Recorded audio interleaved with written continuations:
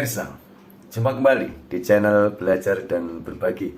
Video kali ini kita akan belajar mengenai penerapan sistem manajemen mutu akan meningkatkan keamanan pasien di rumah sakit. Dalam memberikan pelayanan, rumah sakit harus memperhatikan mutu dan keamanan pasien. Fasilitas dan lingkungan dalam rumah sakit ini harus aman, harus berfungsi dengan baik, dan memberikan lingkungan perawatan yang aman bagi pasien, bagi keluarga, bagi staf, dan pengunjung-pengunjung lainnya. Untuk mencapai tujuan tersebut, maka fasilitas fisiknya, bangunannya, prasarana, peralatan kesehatannya, dan sumber daya lainnya ini harus dikelola secara efektif untuk mengurangi dan mengendalikan bahaya, mengendalikan risiko, mencegah kecelakaan, mencegah cedera, penyakit akibat kerja, dan sebagainya. Nah, untuk meningkatkan keamanan pasien, rumah sakit perlu untuk menerapkan, memantau, melakukan tindakan, dan mendukung budaya keamanan di seluruh area rumah sakit.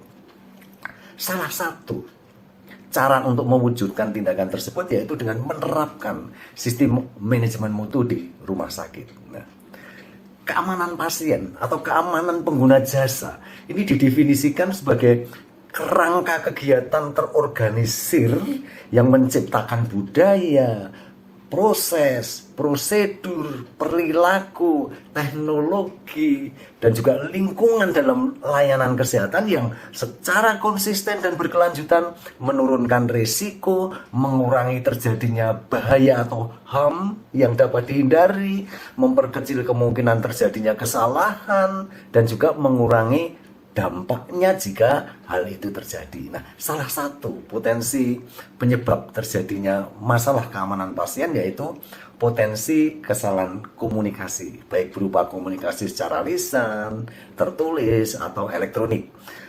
Komunikasi yang efektif yaitu komunikasi yang tepat waktu, yang akurat, lengkap, jelas, dan dipahami oleh penerima pesan. Dan komunikasi yang efektif ini akan dapat mengurangi potensi terjadinya kesalahan serta meningkatkan keamanan pasien. Kondisi tidak aman ini juga dapat disebabkan oleh perilaku manusia. Antara lain misalnya human error atau kesalahan manusia. Ini merupakan tindakan yang tidak sengaja, yaitu yang melakukan kegiatan tidak sesuai dengan apa yang seharusnya dilakukan. Yang kedua yaitu perilaku berisiko atau risk behavior.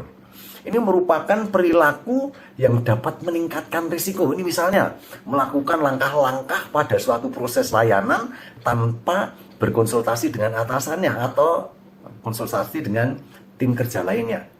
Yang ketiga, perilaku sembrono.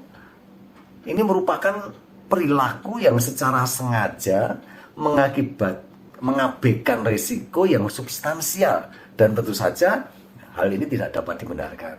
Nah, bagaimana nih penerapan sistem manajemen mutu dapat meningkatkan keamanan pasien di rumah sakit? Mau tahu penjelasannya? Ikuti terus video yang satu ini. Ya.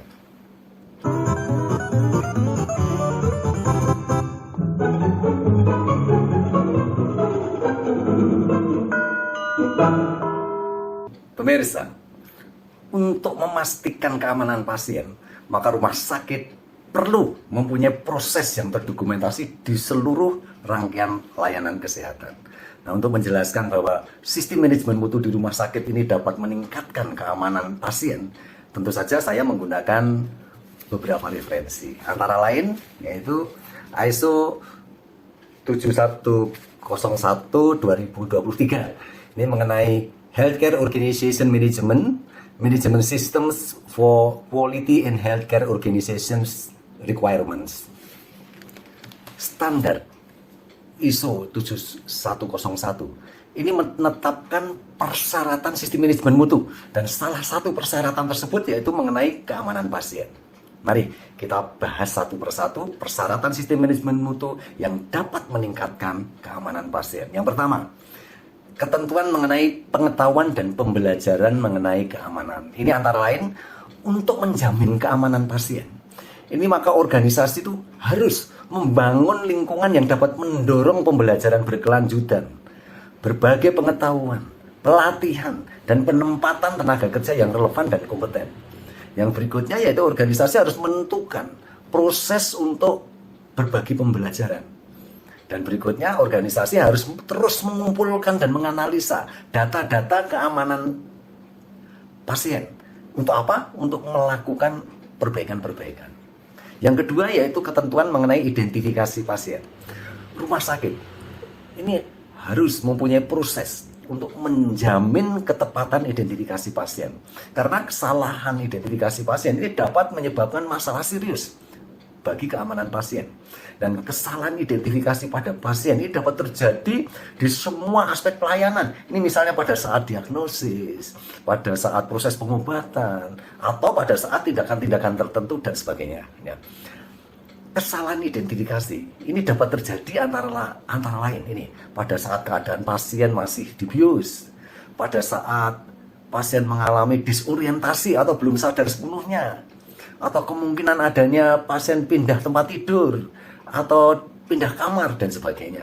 Nah, identifikasi pasien ini dilakukan setidaknya menggunakan minimal 2 identitas, yaitu nama lengkap dan tanggal lahir.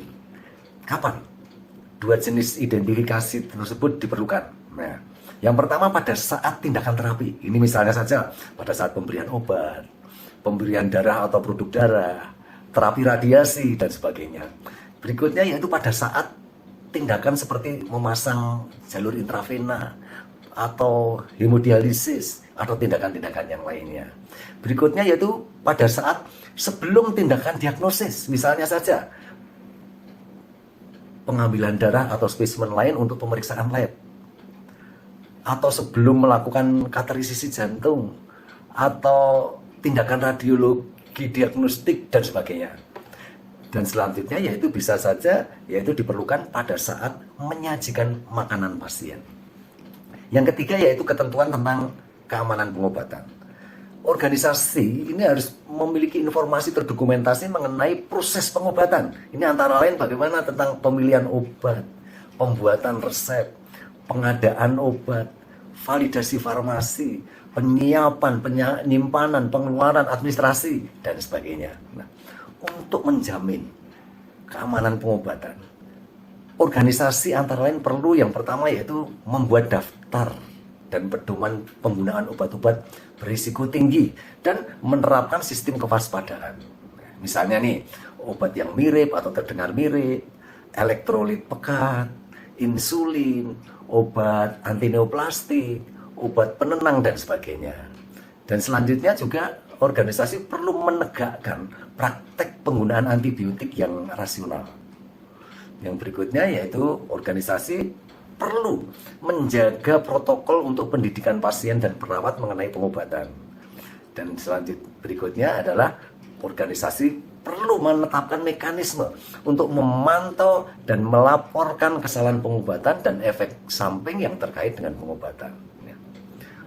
Obat-obatan yang perlu diwaspadai atau high alert medications ini merupakan obat-obatan yang memiliki risiko menyebabkan cedera serius pada pasien jika digunakan dengan tidak tepat. Apa saja nih obat-obatan yang perlu diwaspadai? Antara lain, obat berisiko tinggi, yaitu obat dengan zat aktif yang dapat menimbulkan kematian atau kecacatan bila terjadi suatu kesalahan dalam penggunaannya.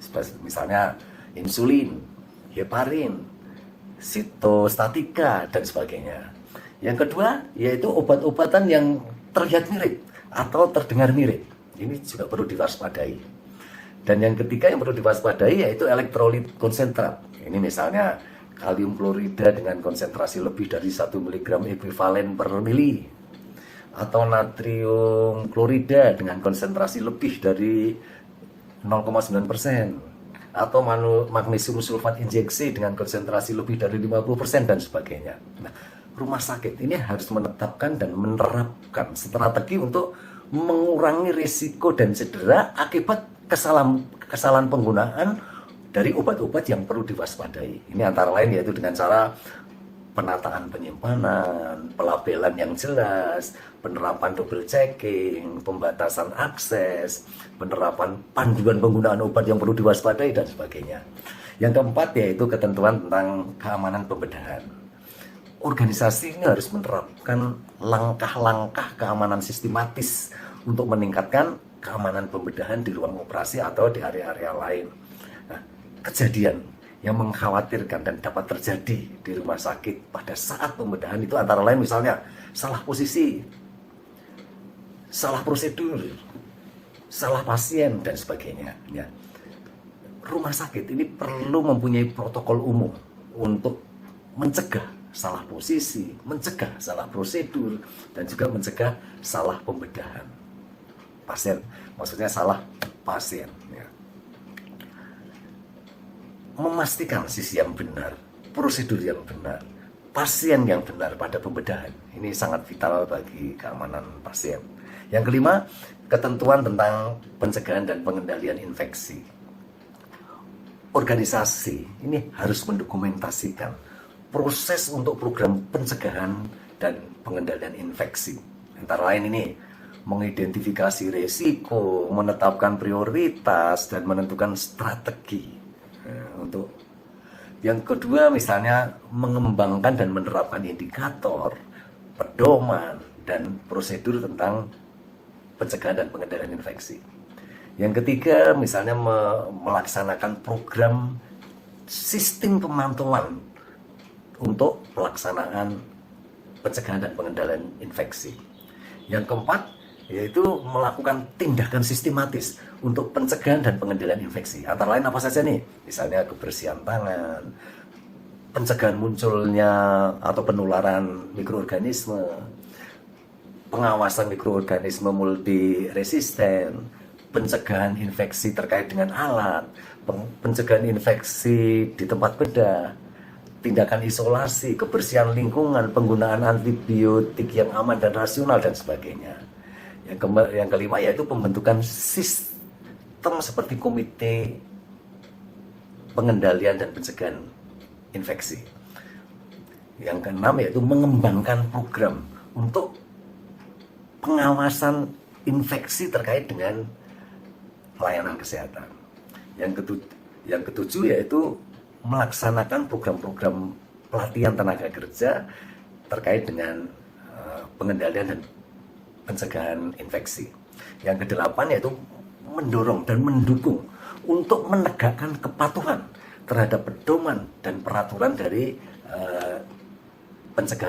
pengendalian dan pencegahan infeksi. Dan yang penting lagi yaitu melembagakan budaya mengenai pengendalian dan pencegahan infeksi dan sebagainya. Berikutnya yang kelima yaitu pencegahan jatuh, yaitu ketentuan tentang pencegahan jatuh, luka tekan, dan tromboemboli. Organisasi atau rumah sakit ini harus mempunyai proses untuk mencegah pasien jatuh, luka tekan, dan juga tromboemboli. Antara lain apa nih?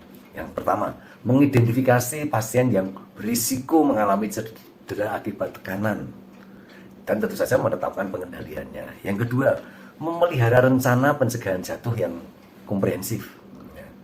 Yang ketiga, mengidentifikasi pasien yang berisiko terkena tromboemboli. Dan yang keempat, memelihara protokol farmakologis yang terdokumentasi untuk pencegahan tromboemboli dan sebagainya. Nah, risiko jatuh pada pasien rawat jalan ini berhubungan dengan kondisi pasien, situasi pasien, situasi di sekitar pasien, dan juga lokasi di rumah sakit. Nah, kondisi pasien ini misalnya saja pasien geriatri, vertigo, gangguan keseimbangan, gangguan penglihatan, penggunaan obat atau sedasi, status kesadaran, konsumsi alkohol, diagnosis penyakit Parkinson, dan sebagainya. Yang kedua yaitu situasi. Ini misalnya saja pasien yang sedang mendapatkan sedasi atau pasien dengan riwayat perawatan yang lama. Yang berikutnya yaitu tentang lokasi. Ini misalnya saja area-area yang berisiko pasien dapat jatuh. Ini seperti misalnya tangga, area yang penerangannya kurang, dan sebagainya. Berikutnya yang keenam yaitu ketentuan tentang keamanan diagnostik. untuk memastikan keamanan diagnostik, maka organisasi harus mempunyai proses. Antara lain yaitu pengujian laboratorium, layanan patologi, dan pencitraan yang akurat dan tepat waktu. Yang kedua yaitu pelaporan hasil pengujian dan prosedur diagnostik. Yang ketiga, komunikasi hasil yang tepat waktu. Keempat yaitu kepatuhan terhadap persyaratan peraturan. Dan yang kelima, pencatatan komprehensif mengenai prosedur diagnostik dan hasil tesnya, dan sebagainya. Yang ketujuh yaitu ketentuan tentang transfusi darah. Organisasi ini harus menetapkan keamanan transfusi darah. Nah, informasi terdokumentasi ini antara lain meliputi pendidikan konseling donornya, kemudian cross-matching atau pencocokan silang dan penggolongannya, protokol pemberian produk darah yang akurat dan berdasarkan pedoman, kemudian konfirmasi golongan darah pasien, screening terhadap infeksi menular melalui transfusi, antara lain misalnya HIV 1 atau 2, hepatitis B, hepatitis C, sifilis, dan sebagainya. Kemudian juga jaminan ketertelusuran darah dan produk darah, ini untuk memastikan pemberian yang aman. Kemudian juga tentang pelatihan dan pendidikan tenaga kerja mengenai prosedur transfusi dan pembuangan darah yang benar. Berikutnya tentang pemantauan dan pelaporan efek samping dan reaksinya, dan sebagainya. Ya, demikian tadi kita telah belajar mengenai penerapan sistem manajemen mutu dan persyaratannya untuk meningkatkan keamanan pasien di rumah sakit. Semoga bermanfaat. Jumpa kembali di video selanjutnya dengan topik yang berbeda. Sampai jumpa.